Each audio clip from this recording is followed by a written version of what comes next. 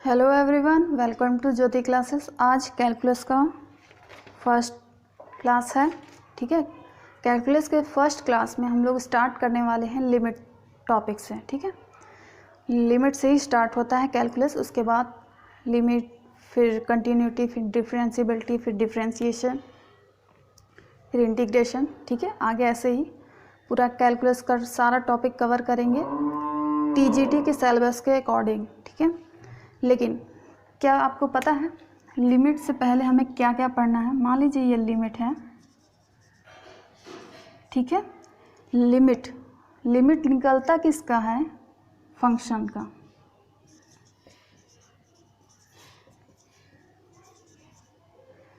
जितने भी लिमिट हम लोग निकालेंगे वो सारे फंक्शन के ही लिमिट निकालेंगे। और फंक्शन से पहले क्या होता है? Relation.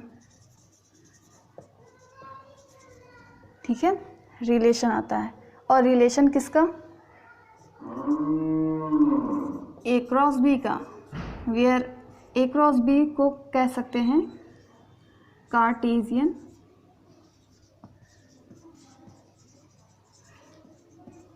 Product of two sets. ठीक है, सेट का। तो ए क्रॉस बी से पहले हमें पढ़ना पड़ेगा सेट। समझ में आ रही है बात? लिमिट से पहले ये जो टर्म है छोटे छोटे, इन्हें 2 मिनट में रिवाइज कर लेते हैं। उसके बाद हम लोग एकदम स्टार्ट करेंगे टीजीटी के सिलेबस के अकॉर्डिंग लिमिट। ठीक है, और उसमें हम लोग क्वेश्चन को भी सॉल्व करेंगे जो टीजीटी में आए हुए हैं पिछली बार। तो क्या होता है सेट? सेट किसी भी नंबर का सेट, जैसे नेचुरल नंबर का सेट, और किसका? Whole number, rational number, irrational number.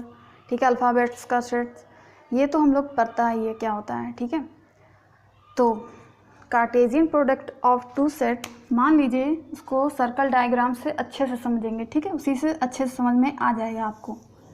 बस एक बार कॉन्सेप्ट क्लियर हो जाए फिर मैं लिमिट स्टार्ट करती हूँ। मान लीजिए ये है सेट ए और ये है सेट बी। सेट ए के एलिमेंट हैं ए बी सी और सेट बी के एलिमेंट है डी ई एफ।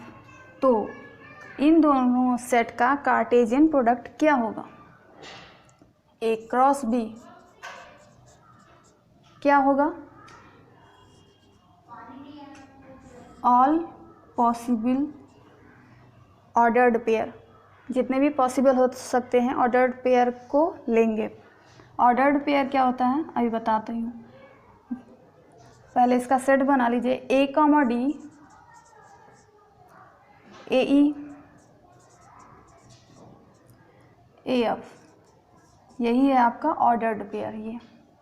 ठीक है, उसके बाद ए का हो गया, बी से स्टार्ट करते हैं, B D, B E, B F, B D, B E, B F. Clear?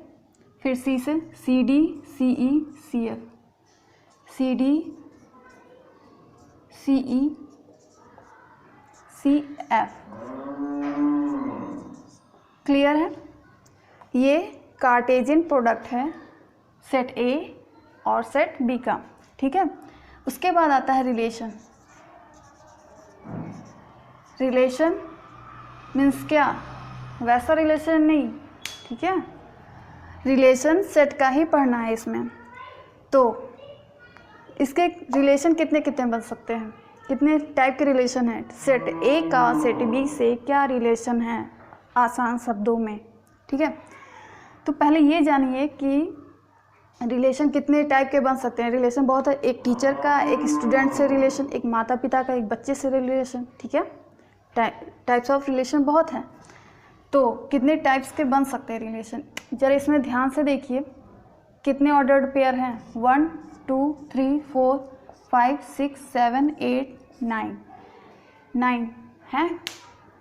एक का 3, बी से 3, सी से 3, 3 3 6 3 9।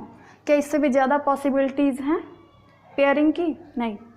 ठीक है, 9 पेयरिंग हुई है। तो नंबर ऑफ रिलेशन कितने हो सकते हैं? या तो हम नंबर ऑफ रिलेशन बोले, या तो क्या बोल सकते हैं उसको, क्या बोलते हैं, subset, subset of A cross B. Subset पढ़ा है ना आप लोगों ने पहले की क्लास में 9th-10th में पढ़ा होगा। सबसेट ऑफ किसी भी सेट का सबसेट क्या होता है, 2 to the power number of elements. ठीक उसी तरह सबसेट ऑफ दिस, इसमें नंबर ऑफ पेयरिंग, जितने भी एलिमेंट्स हैं कि पेयरिंग हुई है 2 पे पावर वही ले लिखते हैं 2 to the power 9। ठीक है, तो जो भी वैल्यू आएगी उतने सबसेट हो जाएंगे ए क्रॉस बी के। क्लियर है। 2 पे पावर 9 की वैल्यू क्या आ रही है, 512। मतलब सबसेट ऑफ इसका ए क्रॉस बी यानी कार्टेशियन प्रोडक्ट का अगर हम सबसेट निकालें तो वो कितने टाइप्स के आएंगे, कितने सबसेट आएंगे, 512। और वो सभी 512 जिसमें ऑर्डर्ड पेयर इलेक्ट्रॉन होंगे with including phi also a relation. वो कैसे मैं बताती हूँ अभी। ठीक है, ये जितने भी सबसेट हैं, टाइप्स ऑफ सबसेट 512 हैं, वो सभी क्या कहलाएंगे आपके, रिलेशन किसी भी दो सेट के। क्लियर है बात। फाई कैसे होगा, मान लीजिए ABCD, एक मिनट, ABCDEF, यही है दो सेट, कोई एरो नहीं बन रहा तो ये फाई हो गया। ये भी एक रिलेशन है। ठीक है, ए से बी में गया, ये भी एक रिलेशन है, बी से ई, ये भी एक रिलेशन है, ये भी रिलेशन है, ये भी रिलेशन है। इस तरह करते करते करते करते हम लोग 512 टाइप के रिलेशन बना सकते हैं किसी भी 2 सेट के, जिसमें domain of relation, domain and range. Domain क्या होगा, सेट ए के एलिमेंट्स जो होंगे वो कहलाएंगे domain. In the case of relation की केस की बात कर रही हूँ मैं अभी, रिलेशन फंक्शन मैंने स्टार्ट नहीं किया। रिलेशन में सेट ए के जो भी एलिमेंट्स होंगे वो कहलाएंगे डोमेन, एंड सेट बी के जितने एलिमेंट्स हैं वो कहलाएंगे आपका रेंज। ठीक है, सेट ए के एलिमेंट्स डोमेन, सेट बी के रेंज। ये बात हो रही है रिलेशन की। रिलेशन फाई भी एक रिलेशन ही है दो सेट के बीच में, तो 512 टाइप के रिलेशन बन सकते हैं। अब हमें कार्टेशियन प्रोडक्ट समझ में आ गया, रिलेशन समझ में आ गया। अब क्या होता है फंक्शन। फंक्शन में बस रिलेशन का बड़ा भाई फंक्शन। रिलेशन में क्या कीजिए, दो कंडीशन को ऐड कर दें हम, अगर रिलेशन के बाद होता है फंक्शन, फंक्शन ऑफ सेट। तो फंक्शन क्या होता है, फंक्शन में दो कंडीशन होती हैं। पहला, सारे इनपुट के कम से कम 8 आउटपुट होना चाहिए। 1 इनपुट गिव्स 1 आउटपुट। ठीक है, एक इनपुट एक ही आउटपुट देगा, एक से ज़्यादा नहीं देगा। अगर एक से ज़्यादा दे रहा है तो वो फंक्शन की कैटेगरी में नहीं आएगा। वो रिलेशन हो सकता है लेकिन वो फंक्शन नहीं होगा। दूसरा कंडीशन है, नो वन एलिमेंट्स आर, या ये जो भी समझ लो, फ्री। कोई भी एलिमेंट फ्री नहीं होना चाहिए। किसका, ऑफ सेट ए का, सेट ए का। ठीक है, इस सेट का कोई भी एलिमेंट फ्री नहीं होना चाहिए। फ्री का मतलब सबसे एरो निकलना चाहिए, जैसे कि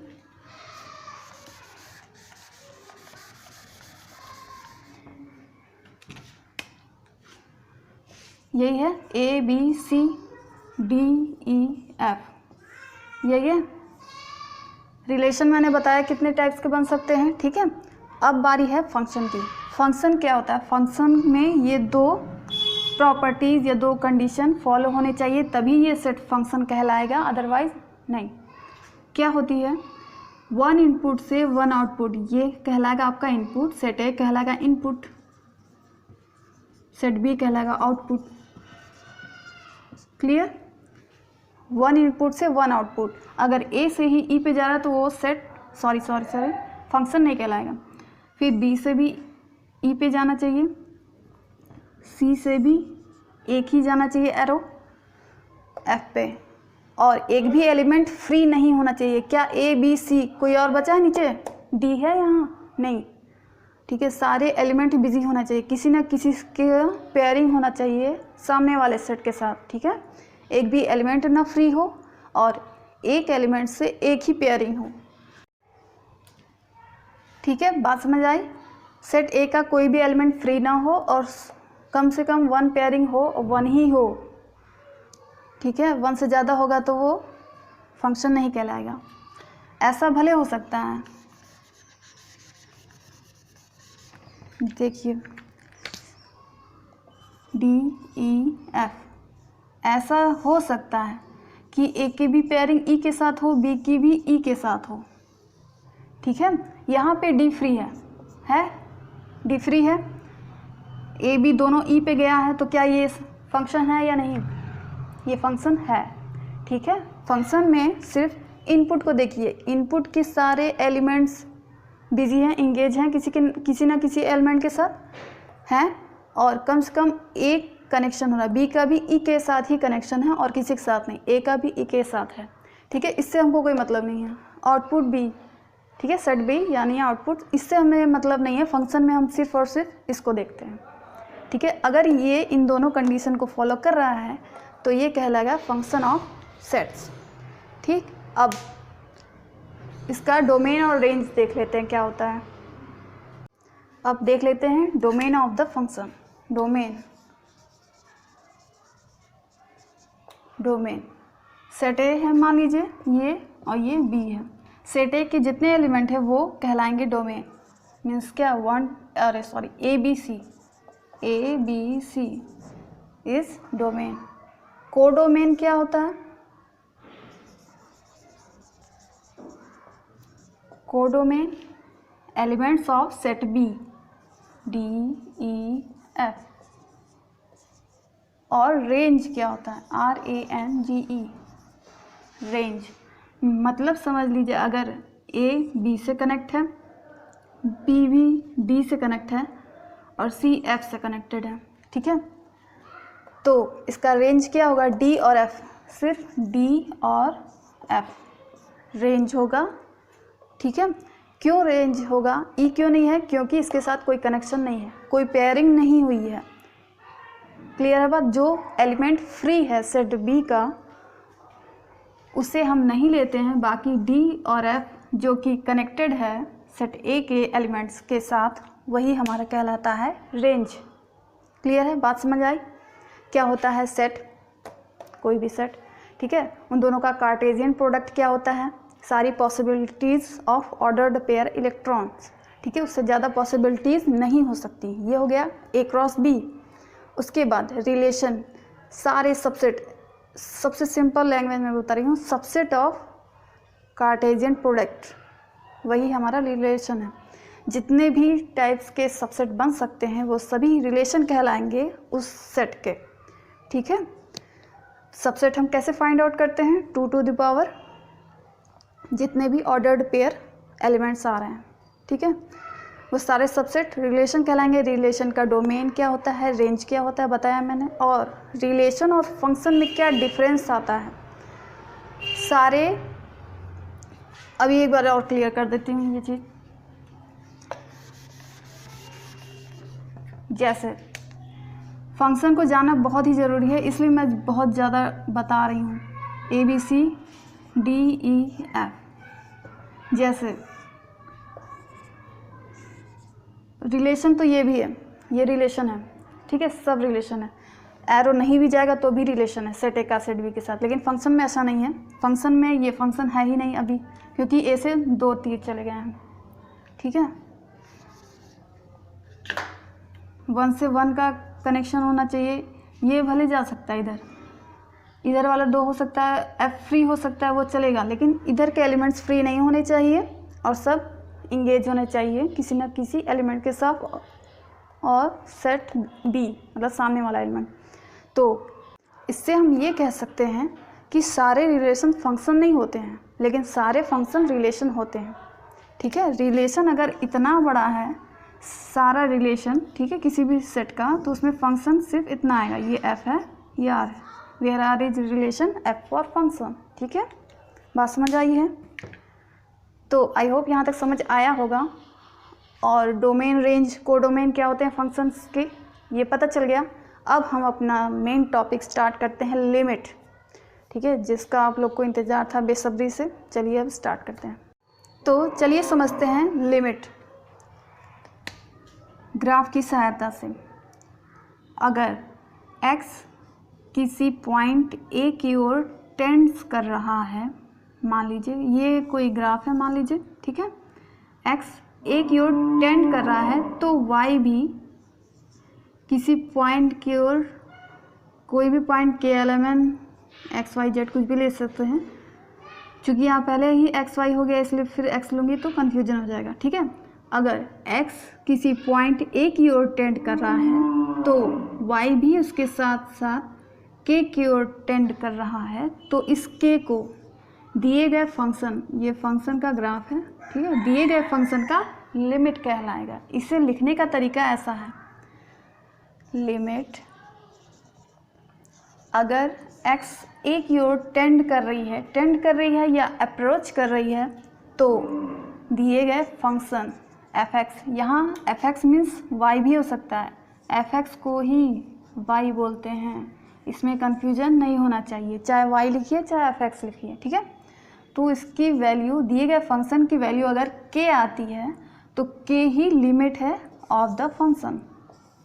बात है क्लियर, ठीक। मान लीजिए यहाँ पे कहीं ये a, k है, क्लियर, समझ आया।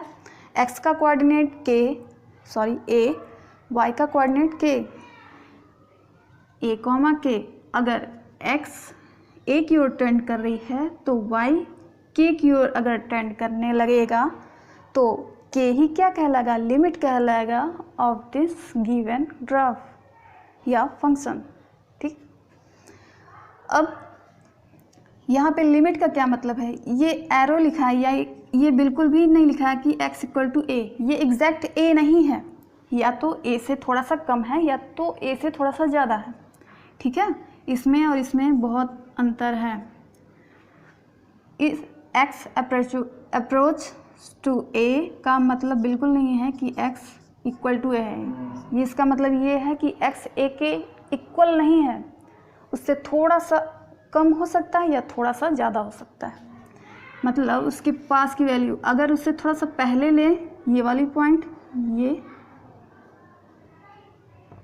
तो क्या कहलाएगा, अगर ये पॉइंट a है तो इसके पहले वाला a माइनस, k माइनस मतलब a से थोड़ा कम, ठीक, तो y भी थोड़ा कम, और उसके बाद वाला पॉइंट a प्लस तो k प्लस। बात समझ आ रही है कि अगर कोई भी पॉइंट a, k है तो ठीक उसके पहले थोड़ा सा कम वैल्यू a माइनस से डिनोट करते हैं तो k भी माइनस होगा, k की वैल्यू भी वेरी करेगी उसके अकॉर्डिंग। अगर a इंक्रीज़ करेगा तो k भी इंक्रीज़ करेगा, अगर a डिक्रीज़ करेगा तो k भी डिक्रीज़ करेगा, ठीक है। तो इसलिए उससे थोड़ी सी पहले की वैल्यू a प्लस तो k भी प्लस, पहले की वैल्यू a माइनस तो k माइनस, और अगर बाद वाली वैल्यू a प्लस तो k प्लस, ठीक है। अगर x इक्वल टू a पे फंक्शन डिफाइन नहीं हो रहा है, अगर x इक्वल टू a पे कोई फंक्शन, दिए गए फंक्शन को हम डिफाइन नहीं कर पा रहे हैं, तो हम लिमिट का सहारा लेते हैं, ठीक है। लिमिट की ज़रूरत ही क्यों पड़ी, क्यों ज़रूरत पड़ गई। मान लीजिए कोई इक्वेशन लेते हैं, कोई भी फंक्शन x² + 2x + 1, इसमें अगर ये y है, या तो y कह लीजिए या तो fx कह लीजिए, ठीक है। इसमें अगर x इक्वल टू 1 रखते हैं, चलिए रखिए, x इक्वल टू 1 रखते हैं तो y की वैल्यू क्या आती है, 1 + 2 + 1, तो y इक्वल टू 4 आ गया, हमारा आंसर आ गया। तो क्या ये a प्लस a माइनस करने की ज़रूरत है, ठीक है। क्यों लिमिट का यूज़ आया, लिमिट की ज़रूरत हमें क्यों पड़ने लगी, चलिए बताते हैं। ये कुछ क्वेश्चन हैं, उन्हें एक पॉइंट पे हमें फाइंड करना है, चलिए फाइंड करते हैं। 1 plus log x minus X upon 1 minus 2x plus X square at x equal to 1। x equal to 1 पे इस फंक्शन, दिए गए फंक्शन की वैल्यू हमें फाइंड करनी है। चलिए रखिए 1 का 1 प्लस log 1 इक्वल टू होता है 0 माइनस 1 अपॉन नीचे 1 माइनस 2 प्लस 1। वैल्यू क्या आ रही है, 1 से 1 कैंसिल, माइनस 2 प्लस 2, इसके भी 0 अपॉन 0। ये कैसा फॉर्म है, इनडिटर्मिनेट फॉर्म है। ठीक, तो क्या रहा है, 0 अपॉन 0 की वैल्यू हम बता सकते हैं क्या है, एग्जैक्ट नहीं बता सकते। तो क्या करें, इस क्वेश्चन को छोड़ दें, नहीं आ रहा है, अब आंसर नहीं आ रहा है तो हम लोग क्या करें। ठीक है, चलिए एक और एग्जांपल, इस फंक्शन की वैल्यू x इक्वल टू 0 पे, चलिए e to the power 0 minus 1 upon x की value 0, e to the power 0 का मान 1 माइनस 1 अपॉन 0, 1 माइनस 1 0 0, फिर से again 0 upon 0 form, indeterminate form इसको बोलते हैं। आ गई तो क्या करें, x इक्वल टू 0 पुट करने पे तो वैल्यू हमारी आ जा रही है ऐसी 0 अपॉन 0 फॉर्म में। तो क्या करें, क्वेश्चन को सॉल्व ना करें, छोड़ देते हैं। ठीक है, चलिए कोई बात नहीं, छोड़ देते हैं। अब ये फंक्शन की वैल्यू हम x इक्वल टू 7 पे फाइंड करेंगे, तो देखते हैं क्या आता है। 2 minus under root 7 minus 3 upon X square, यानी 7 का स्क्वायर 49 माइनस 49। फाइंड करिए, 2 माइनस 7 का 4 का रूट 2 अपॉन 0, 2 माइनस 2 0 0। तो क्या करूँ, छोड़ दे, क्वेश्चन छोड़ दिया जा रहा है। जब आंसर नहीं आ रहा है तो क्या करेंगे हम, यहाँ पे x इक्वल टू 7 रखने पे वैल्यू जब फाइंड नहीं हो रही है तो तब ईजाद हुआ किसका, लिमिट का। या एक लाइन हम ये कह सकते हैं कि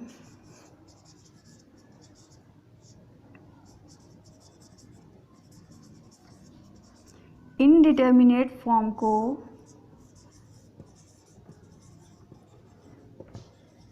डिटर्मिनेट फॉर्म में कन्वर्ट करने के लिए जो विधि अपनाई गई उसे हम बोलते हैं लिमिट। अब क्या करेंगे ना, लिमिट अगर हम ले लेंगे इस वैल्यू की, डायरेक्ट x इक्वल टू 1 पे नहीं लेंगे, x इक्वल टू 1 प्लस पे लेंगे, 1 के थोड़ा सा पहले 0.999999 और x के थोड़ा सा बाद, सॉरी बाद वाला ये है क्योंकि 1 पे प्लस है इसलिए, मतलब 1 से थोड़ा सा अधिक, 1 से थोड़ा सा कम, ये 1 से थोड़ा अधिक 1.00009। ठीक है, ठीक, तो उस पे वैल्यू हम फाइंड करेंगे। एग्जैक्ट x इक्वल टू 1 पे नहीं आ रहा है, जब हमारी वैल्यू इनडिटर्मिनेट फॉर्म में आ रही है तो हम x इक्वल टू थोड़ा सा 1 से पहले और थोड़ा सा 1 से बाद की वैल्यू फाइंड करेंगे। ठीक है, फाइंड करेंगे, फाइंड करने के बाद क्या करेंगे, अगर ये दोनों वैल्यू इक्वल आती है, इसे बोलते हैं left hand limit, right hand limit. बता दूं क्या होता है, तो अगर किसी पर्टिकुलर पॉइंट पे उस वैल्यू, दिए गए फंक्शन की वैल्यू जो है इनडिटर्मिनेट फॉर्म में आ रही है, जो कि अनडिफाइंड है, जो हम लोग डिफाइन नहीं कर पा रहे हैं।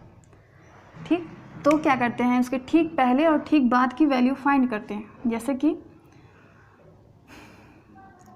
x इक्वल टू a पे वैल्यू इनडिटर्मिनेट फॉर्म आ रहा है, 0/0 फॉर्म आ रहा है, तो क्या करेंगे, x इक्वल टू a थोड़ा सा पहले वाले वैल्यू लेंगे और x equal to a plus, यानी थोड़ा सा बाद वाला वैल्यू लेंगे।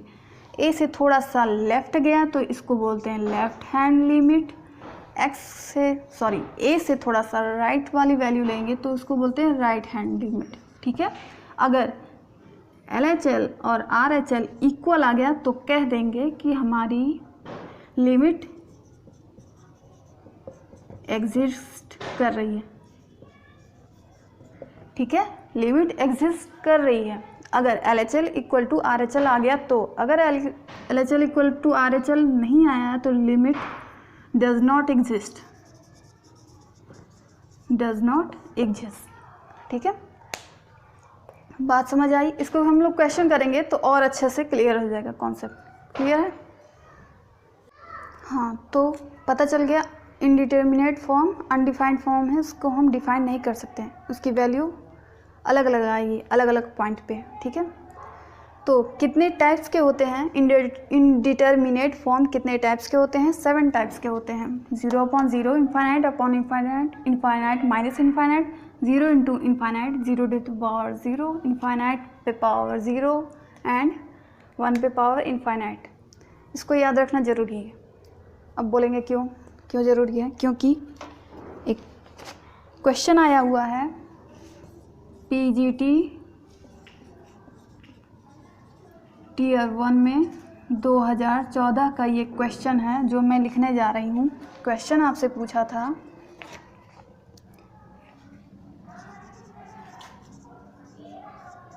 कौन सा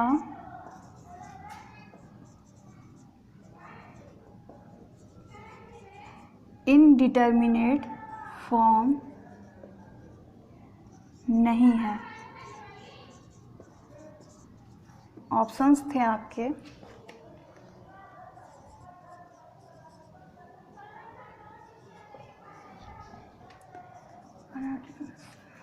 सी डी। ठीक, तो बताइए कौन सा इनडिटर्मिनेट फॉर्म नहीं है, कौन सा नहीं है? ये सारे तो हैं, कौन सा नहीं है? ए वाला। ठीक है, ये हमारा आंसर। कहने को तो है कि बहुत इसमें क्या है, इसको याद क्यों करें, लेकिन बट क्योंकि आया हुआ क्वेश्चन है तो इसको याद रख लीजिए, कोई दिक्कत वाली बात नहीं है, साथ ही है, इसको याद रखिए क्योंकि ये आ चुका हुआ क्वेश्चन है। क्लियर है बात? तो आज इंट्रोडक्शन था एज ए कि लिमिट पढ़ने से पहले हमें क्या क्या पढ़ना ज़रूरी है। ठीक, लिमिट क्या होती, क्यों ज़रूरत आई लिमिट की। ठीक है, 10th तक भी तो हम लोग पढ़े थे, मैथ कर रहे थे अच्छा खासा, फिर 11th में लिमिट आ गया। लिमिट से क्या फ़ायदा है, एक चैप्टर इंक्रीज़ हो गया झूठ में। तो लिमिट के फ़ायदे क्या क्या हैं? वो क्या करता है, जिस किसी पॉइंट पे अगर x की वैल्यू फाइंड नहीं हो रही है तो उसका लगभग मान हम लोग लेकर चलते हैं और y की वैल्यू हम लोग लगभग फाइंड कर लेते हैं, वही कहलाता है हमारा लिमिट। ठीक है, ये तो हो गया थ्योरेटिकल लैंग्वेज में। ठीक है, कॉन्सेप्ट क्लियर हो गया अच्छे से। इनडिटर्मिनेट फॉर्म पता चलिए कितने टाइप्स के होते हैं? 7 होते हैं, 7 वंडर्स होते हैं, 7 फॉर्म होते हैं, इससे याद रहेगा। तो इंट्रोडक्शन क्लास थी आज एक तरह से कि लिमिट के बारे में आप अच्छे से जान लिए हैं। अब कल से हम लोग एकदम क्वेश्चन स्टार्ट करेंगे अगली क्लास से। ठीक है, क्वेश्चन स्टार्ट करेंगे। टीजीटी और पीजीटी दोनों में आए हुए क्वेश्चन जो हैं पिछले ईयर में, उन्हें हम सॉल्व भी करेंगे। तो अगर आप सीरियसली टीजीटी की तैयारी कर रहे हैं तो इस चैनल को सब्सक्राइब ज़रूर कर लीजिएगा, आगे क्लास चलती रहेगी।